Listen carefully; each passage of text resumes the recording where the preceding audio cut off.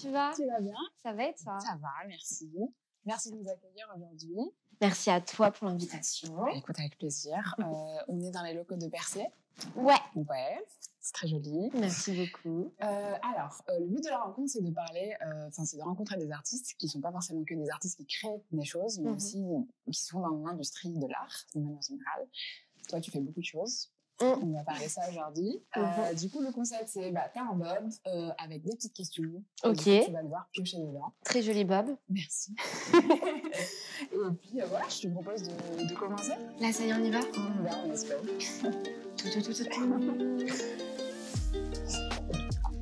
On est arrivé dans la musique. Ok. Comment t'es arrivée dans cette industrie? Depuis quand? Le temps passe, donc ça fait... Je suis arrivée en 2016. 7 ans, 8 ans. Ok. Je suis un peu nulle en maths. Je suis arrivée... moi, j'ai grandi à Nantes. Ok. Et après mon bac, je suis venue m'installer à Paris. Au début, le prétexte, c'était les études. Mais je pense qu'il y avait aussi un truc qui m'attirait en me disant, genre, je crois que ce dans quoi j'ai envie d'évoluer, ça se passe là-bas. Et du coup, au bout de quelques mois, j'étais déjà un petit peu dans des... j'essayais de trouver des contacts sur les réseaux sociaux, etc. J'étais une petite geek à Nantes depuis mon ordinateur. Et du coup, j'ai fait la rencontre de Sams et Mehdi, donc un rappeur et la personne qui l'accompagnait plus à l'image, qui m'ont... je cherchais un stage, en fait. Je me disais, il me faut une première entrée. Et du coup, ils m'ont présenté à Lassana de chez Beaumaye Music. Ok. Et du coup, j'ai dit... j'avais pas de convention de stage, j'avais rien, mais j'étais... je vais essayer. Et du coup, j'ai commencé chez Beaumaye Music, donc un petit label indépendant. Ils avaient Que Black, NASA, Youssoupha. C'était le début de Que Black et NASA, notamment. Et j'ai commencé là-bas en touchant un petit peu à tout et à 18 ans. Et pourquoi la musique? Pourquoi la musique? C'est une très bonne question. J'ai l'impression de... Je sais pas, c'était un peu évident. J'ai pas l'impression d'avoir choisi en me disant bon, qu'est-ce que je vais faire de ma vie? Allez, pourquoi pas la musique? Il y avait un truc de... J'ai toujours voulu avoir des projets liés depuis très petite là-dedans. Je faisais des faux clips avec des copines, des spectacles de danse. J'avais organisé un flash mob. Donc, il y avait un truc de la musique, ça faisait partie de moi. Et ouais, je sais que ça me plaisait. Et très tôt, je me disais, vu que le travail, c'est beaucoup de temps dans notre vie, comment on fait pour faire quelque chose qui nous plaît? Et je crois que c'est un peu comme ça. Autant en faire son travail, ouais, la musique. Carrément. Ouais. on fait ce qui nous plaît jusqu'à ce que ça paye. Ok, et t'as fait du chemin depuis. C'est vrai. Maintenant que je sais que ça fait 8 ans, ouais, je me dis, il y a eu du chemin un peu. C'est fou. Ok, super. Écoute, je te laisse passer à la prochaine thématique. Ah là là, t'imagines, moi, je suis plus là. Oh non. Penser, rencontrer, créer. Et c'est là où je pleure. Alors ça, c'est la définition de Percé Academy. Ouais. Donc, je vais te laisser définir ce que c'est Percé Academy, mais ce que je voudrais savoir aussi, c'est de quelle révolte et de quel constat est né Percé. Oh là là là là. Percé, c'est un projet qu'on a monté avec Keina, ma meilleure amie, qui, elle, évolue elle est assistante sociale de profession. Ok. Et on a toujours eu plein d'idées, plein de rêves. Ça a toujours été un peu très ping-pong entre nous. Et il y avait une volonté justement le constat, c'était OK, la musique, c'est universel. Si on rentre un peu plus, plus spécifiquement, le rap, la culture populaire, dite urbaine aussi par moment, c'est ce qui fonctionne le mieux, mais ça ne sert pas forcément à la cible première. Donc, on se disait le début, c'était comment on fait pour mêler social et industrie, donc elle qui évoluait là-dedans et moi dans la musique, pour montrer aux gens qu'on n'est pas obligé d'être rappeur ou footballeur pour faire quelque chose qui nous plaît. Et du coup, donc là, Percé, ça a commencé à naître, en tout cas dans notre tête. C'est ensuite né dans la vraie vie, parce qu'on avait déposé l'association en 2019. Et de 2019 à 2022, ça a été beaucoup d'idéation, c'est-à-dire qu'est-ce qu'on y met, parce que c'est un peu le projet de nos rêves, et du coup, comment on le construit. Et on s'est dit, Percé, parce qu'on a tous envie de ses pairs, mais aussi parce qu'en fait, c'était... on a un projet, on pense, on rencontre les gens, on le crée tous ensemble, et c'est cyclique. Et du coup, Oui, c'était vraiment un fourre-tout pendant plusieurs années. Et jusqu'au moment où on se dit, bon, bah, finalement, il faudrait peut-être commencer par Persa Academy. Et du coup, Persa Academy, aujourd'hui, c'est un dispositif d'accompagnement, une formation pour les femmes qui veulent s'insérer dans l'industrie musicale, Mmh. qui est sur 6 mois. Mmh. Et du coup, on a 3 mois plus de cours du soir, formation, où tous les cours sont dispensés par des professionnels de l'industrie. Et ils n'ont pas tous l'habitude d'ailleurs d'intervenir. Ah, OK. Et ensuite, 3 mois plus de professionnalisation. On va plus s'essayer à faire des cas pratiques, Mmh. à faire plus de mise en relation avec voilà, des structures de cette industrie. Et l'idée, c'est de pouvoir leur donner un maximum de clés D'accord. de compréhension sur ce domaine, sur ce milieu, sur les acteurs qui en font partie. Et puis ensuite, vamos, quoi. Mmh. Montrer que tout est possible. En fait, faisons ce qu'on a envie de faire, Ouais. quoi. Et qu'est-ce qu'on y apprend concrètement à percer? Si moi j'ai envie de faire percer, par exemple, qu'est-ce Alors, qu'on peut m'attendre à avoir comme, ouais, en gros, on essaie justement de couvrir un maximum d'expertises Mmh. différentes. Donc, on va aussi bien aborder des notions de management, de Mmh. production, d'édition, beaucoup de marketing, donc de gestion de projet, de la promo, un peu de journalisme. Et ça reste vraiment de l'initiation parce Mmh. qu'il y a justement plein de métiers différents. Donc, c'est plutôt montrer tout ce qui existe Mmh. à travers le parcours de certains professionnels et tout. Et donc, après, il y a aussi des trucs plus concrets et par moments qui peut être indigeste, Ouais. de musique Mais c'est business. nécessaire. Ouais, Mmh. voilà, les bases de les différents contrats, les différentes structures. Et à côté de ça, donc à côté de tous ces apprentissages un peu plus voilà, théoriques ou même pratiques avec des workshops, on a également des espaces d'échange où on peut du coup discuter de notions plus générales, mais tout Mmh. aussi importantes, du coup du syndrome de l'imposteur, Mmh. de la nuance entre passion et profession, de la de, Comment du dé- communiquer avec les artistes, exactement la relation avec les mmh. artistes, ne serait-ce que les enjeux relationnels aussi. Mmh. Donc en gros, c'est un peu toutes ces choses-là qu'on essaie de voir sur 6 mois. Et ce qui est cool, c'est chez Percé, je trouve en tout cas, c'est l'aspect un peu communauté que ça Mmh. crée avec chacune d'entre elles. Ah, stylé, Voilà, voilà. j'adore. Ça va, ça te parle? Ouais, Trop bien. franchement, l'année prochaine septembre, de toute façon, c'est déjà prévu. Oh waouh. Next thématique? Allez. L'ananas, Percé, Red Bull. Trop de choses, Zidi, là. zidi. Ouais. L'ananas, c'était fondatrice de l'ananas. Mhm. Tu peux expliquer ce que c'est? En gros, l'ananas, c'est une structure en tout cas que j'avais nommée. Juridiquement, c'était juste moi et mon auto-entreprise. Mmh. Mais c'était justement multiples activités que je faisais. Je me disais qu'il fallait que je centralise tout Mmh. quelque part. Parce que je suis quelqu'un qui m'éparpille énormément. J'ai du mal à me contenter d'un poste, d'une structure, etc. Et du coup, ouais, il y a cet aspect très multicasquette. Et du coup, voilà, l'ananas, c'était une manière de pouvoir centraliser des activités de management au départ que je faisais, de la promo, de relations presse avec certains artistes. J'englobe tout ça sous le terme de business développement créatif, OK. parce que l'idée, c'était d'aider justement des créatifs, et pas que artistes. Il y OK. avait des photographes, des médias, à développer Leurs leur compétences, carrière, ouais. exactement. Donc, OK. aussi bien plus du marketing, de la mise en relation, du booking. Donc tout ça, c'était l'ananas. Red Bull. Ouais, c'est ça. Entre Red Bull, entre Percé, entre Red Bull, du coup, tu avais quoi comme Exactement. rôle chez Red Bull? Ouais, chez Red Bull, je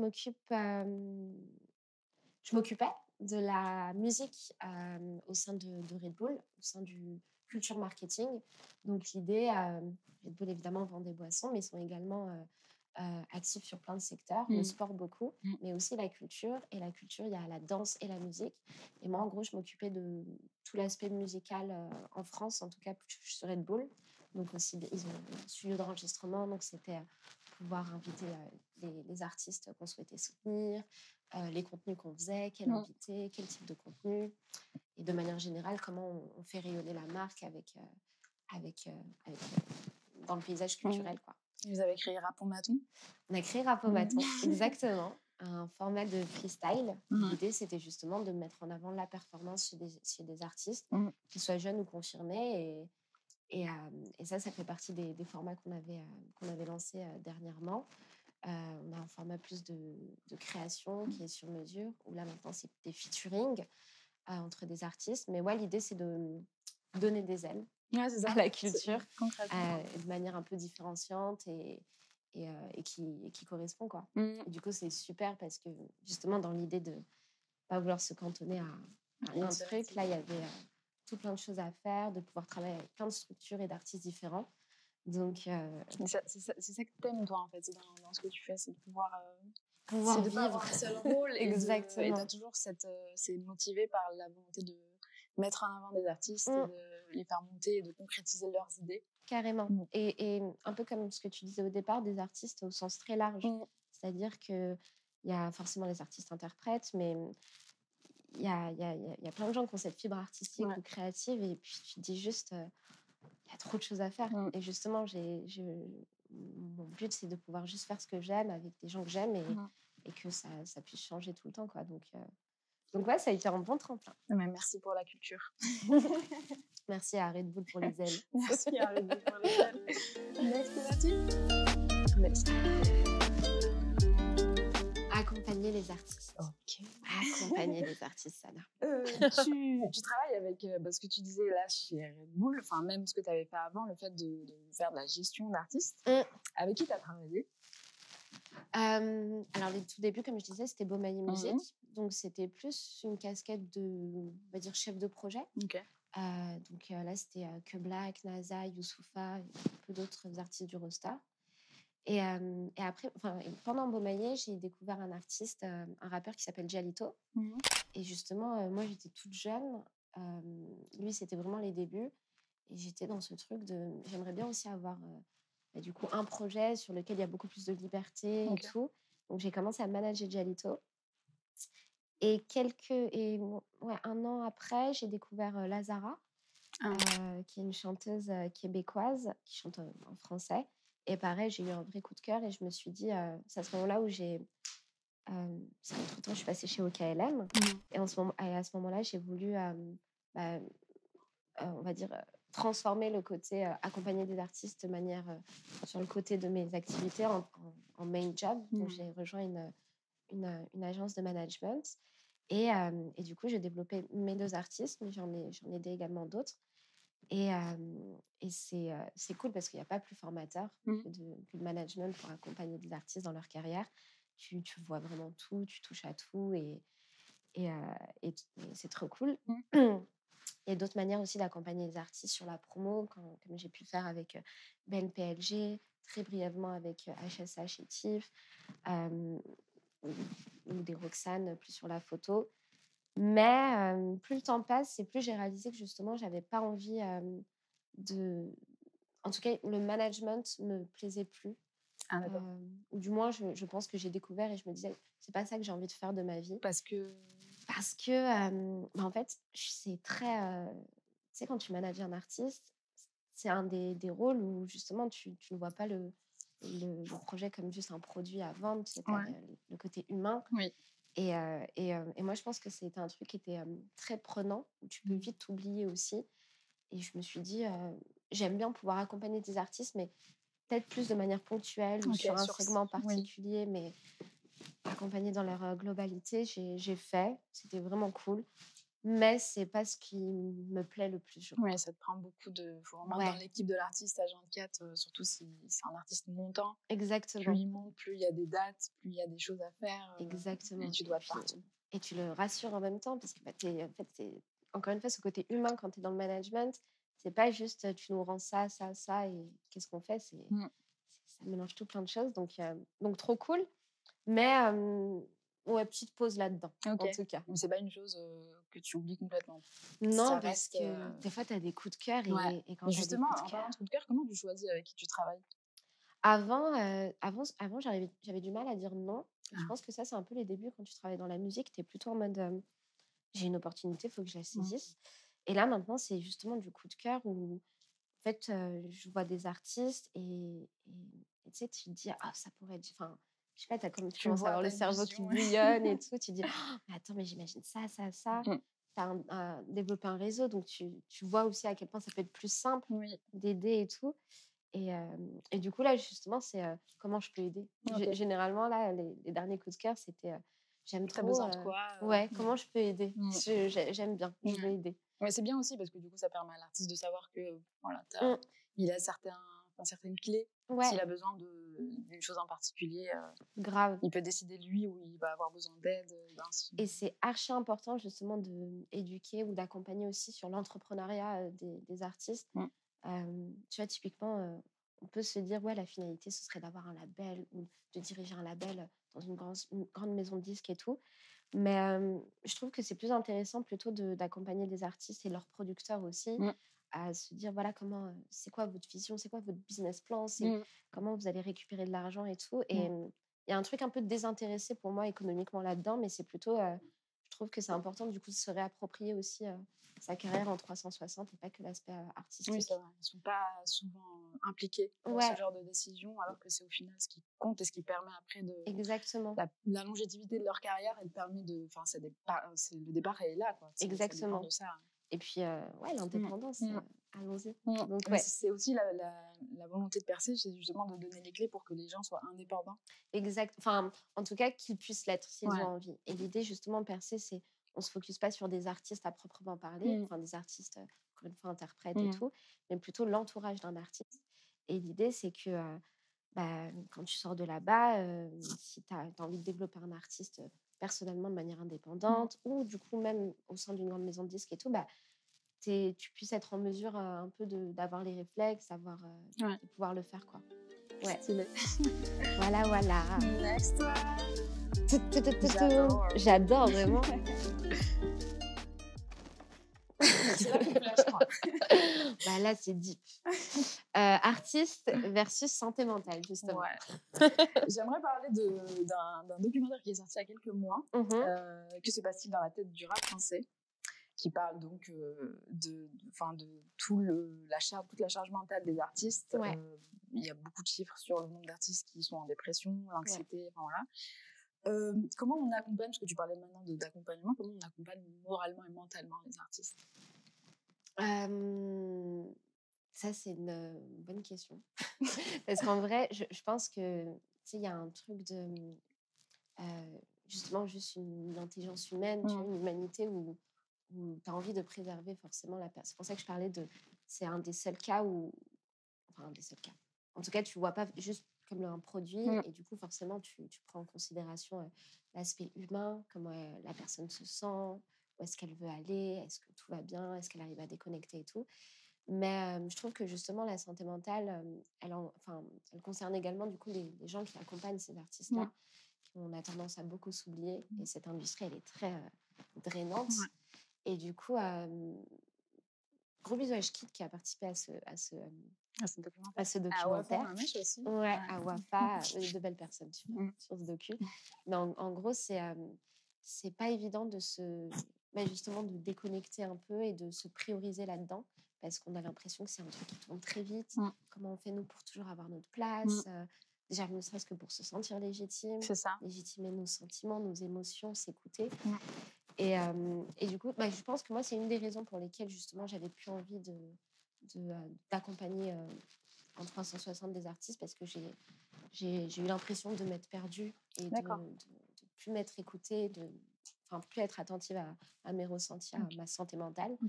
Et du coup, c'est pour ça que j'ai fait ce choix-là. Mais et aussi qu'au sein de Percé, on essaie de sensibiliser sur cet aspect santé mentale on sauve pas des vies, c'est de la musique. Ok, c'est la vie de certaines personnes parce que c'est leur carrière et tout, mais on fait comme on peut. Et soyons transparents et tout, et on sauve pas des vies. La vie de personne n'en dépend à l'instant T et tout, donc voilà. Mais vraiment ne pas hésiter, que ce soit et les artistes et les gens qui travaillent, de vraiment prioriser cette santé mentale-là et de consulter s'il faut et tout. Et il y a des organismes qui existent comme Cura, qui est plus justement dédié à l'univers artistique et culturel pour accompagner et les artistes et les professionnels D'accord. lors de ces moments-là. Il y a des Et choses qui se mettent en place. des choses doucement, Mm. mais sûrement. Je pense qu'on est une génération qui est un peu plus éveillée là-dessus aussi. Ouais. Donc, c'est encourageant. Clairement. Ouais. J'adore. Vraiment, j'ai envie de faire ça tous les jours. Bah, c'est beau. Mais vraiment, toi, tu fais les choses bien. La jeune génération, du coup. Non. La jeune génération. Ouais. Qu'est-ce que tu penses de l'évolution de la jeune génération dans la musique? La new, artistique? Ouais. La new gen. La new gen. Bah déjà, je réalise que je vieillis, tout simplement. Parce que, en effet, tu découvres plein d'artistes tout le temps.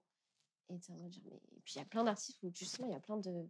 Je vais vraiment parler comme si j'avais 50 ans, mais il y a plein de kids qui connaissent, qui sont fans et tout. Et t'es en mode genre, oh waouh, je suis en train de louper des trucs. Donc, je pense déjà qu'ils sont très actifs et il faut s'accrocher.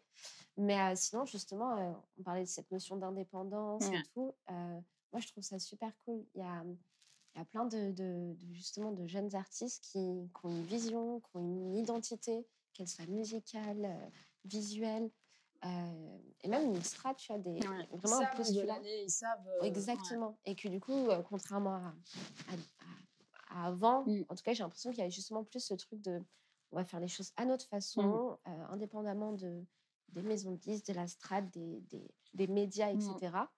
Et ils ont raison. Et justement, je trouve que c'est trop cool parce que c'est des artistes aussi qui... Enfin, il y en a de plus en plus, justement, qui travaillent en équipe, en collectif. Et c'est là aussi où tu vois plein de jeunes. Et c'est pour ça que la jeune génération, moi, j'englobe forcément, à chaque fois que je vais parler d'artistes, d'équipes de manière générale, ceux qui font la prod, ceux qui font l'image et tout. Et je trouve ça trop beau, justement. Donc, je pense qu'on a beaucoup à apprendre de cette nouvelle génération. Et plus le temps va passer, plus ça va être n'importe quoi. Vraiment. Donc, il faudra s'accrocher davantage. Mais il y a plein de belles choses. C'est une génération qui est mentalement... elle en veut, quoi. Grave. Justement, innovante, autonome. Et c'est du tout droit. Donc super, super encourageant. Big up la new gen. Big up la new gen. On est sur l'avant-dernière. Oh non. Ouais. Passion musique jusqu'au bout. Alors, parce qu'en fait, du coup, tu fais de la musique, tu es passionné par la musique, mais du coup, on en parlait tout à l'heure, c'est plus dans un aspect, partie de l'industrie de la musique. Mais est-ce que tu as eu envie un jour de faire de la musique? D'être de l'autre côté Ouais, mais j'ai vite compris que j'avais pas de talent particulier. J'aurais adoré savoir chanter et tout. Ouais. J'avais une guitare électrique quand j'étais petite parce que je me disais, j'avais trop envie de faire de la guitare et tout. Mais j'ai pas cette fibre-là. Du coup, j'essaie plutôt de... Vu que notre vie, c'est un jeu et qu'on fait ce qu'on veut, de m'entourer de... Je suis entourée déjà, finalement, même de très proches qui, eux, créent. Ma meilleure amie a une voix incroyable. Chante. Quel est son nom? Kai. Ok, on va écouter ça. Elle a sorti des choses... Je ne sais pas quand est-ce que sort cet épisode, mais c'est assez imminent, donc je pense qu'il y aura peut-être des petites choses qui sortiront. Hâte de voir ça. Et du coup, j'ai des amis qui composent et tout, donc j'en fais pas, mais ça me nourrit quand même. Et je me dis, ça se trouve, à un moment donné, je pourrais juste lâcher des petits trucs de création. En fait, c'est plus des échanges, mais moi, là, qui fais des choses directes, des fois, il faut savoir ses forces et ses faiblesses. C'est pas un truc, malheureusement, mais c'est jamais maintenant avec les intelligences artificielles. De ouf, l'autotune. Tu vois, je vais peut-être créer quelque chose. Donc, non, pas encore la SACEM.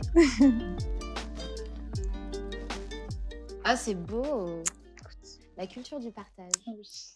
Parce que je trouve que le partage, c'est ce qui revient dans tout ce que tu fais, dans tous tes projets. Le partage, la sororité, l'union, aider les autres à concrétiser leurs projets. Quelle a été ta culture? De quelle culture avec quelle culture tu as grandi? Qu'est-ce qui a inspiré ce besoin de porter les autres, en fait? Waouh, ça c'est deep aussi.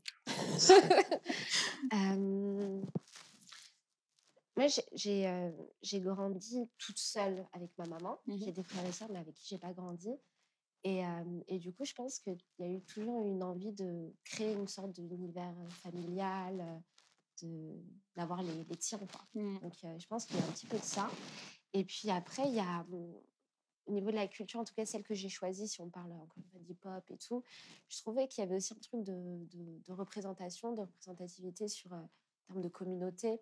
Il y avait des choses un peu plus sous-jacentes au style vraiment propre musical. Et il y avait toujours eu un peu ce truc de faut que le collectif, enfin, faut qu'il y ait un collectif, entre nous, on se sait. Je ne saurais pas te définir c'est qui le nous. Tu vois.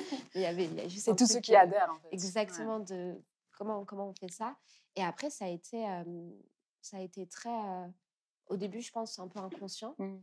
Et plus le temps passe, et notamment avec Percé, où justement, les mots, on s'est rencontrés. Et même de manière générale, moi, je sais que si j'en suis là aujourd'hui, c'est essentiellement grâce à des rencontres que j'ai faites et tout. Et en fait, c'est tellement inspirant, l'entourage. C'est pas juste vouloir aider comme ça de manière totalement désintéressée. C'est que moi, ça me nourrit énormément, les rêves de chacun et tout. Et vu que j'ai du mal à faire des choix et que j'ai envie de tout faire dans ma vie, me nourrir